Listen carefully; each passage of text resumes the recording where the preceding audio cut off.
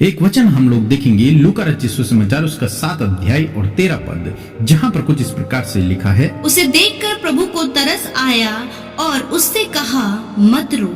आमीन।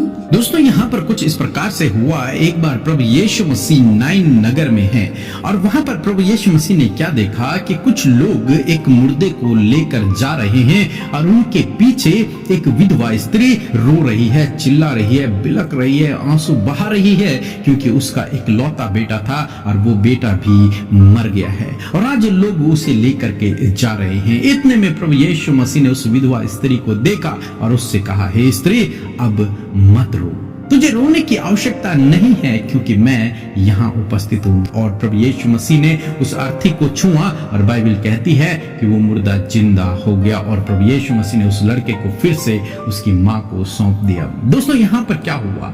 यहाँ पर उस स्त्री की हालत जो बिगड़ी हुई थी, उस स्त्री जो दुख में थी, जो आंसू बहा रही थी, जो रो रही थी, जिसका घर संसार खत्म हो गया था, समाप्त हो गया था, जिसके पास जीने की कोई उम्मीद बाकी नहीं रही थी, जिसने सब कुछ बनाया और सब कुछ टूटकर बिखर गया, उस स्त्री की हालात को प्रभु यीशु मसीह ने बदल दिया। फिर से प्रभु यीशु मसीह ने उसको ज्यों का त्यों कर दिया, उसके जीवन को खुशियों से, आनंद से प्रभु यीशु मसीह ने भर दिया। उसके बेटे को जीवित करके प्रभु यीशु मसीह ने उसके दुखों को आनंद में बदल दिया। दोस्तों, इसी प्रकार से आज सामने मैं आपसे कहना चाहूंगा, हो सकता है आपके जीवन में कोई दुख का विषय हो, कोई रोने का विषय हो, आप आंसू बहा रहे हो, तो मैं आपसे कहूंगा प्रभु यीशु मसीह के पास जाएं, उससे प्रार्थना करें। वो आपके दुख पर दृष्टि करेगा, वो आपको देखेगा, वो आपके दुखों पर अपनी नजरों को लगाएगा और आप पर अनुग्रह करेगा। फिर प्रभु आपसे भी कहेंगे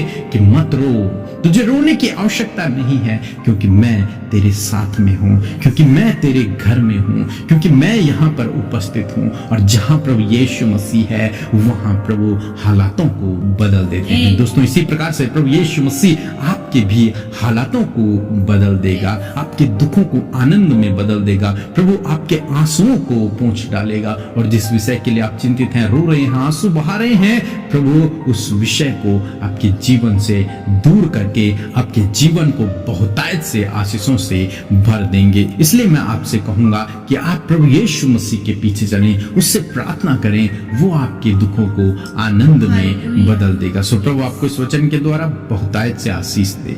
आमीन। आप सबको प्रभु के आशीष मिले। हमारे चैनल को सब्सक्राइब, लाइक एंड शेयर जरूर से जरूर कीजिएगा, ताकि आपके द्वारा परमेश्वर का राज्य विस्तृत होने पाए। मिलते हैं अगली वीडियो में।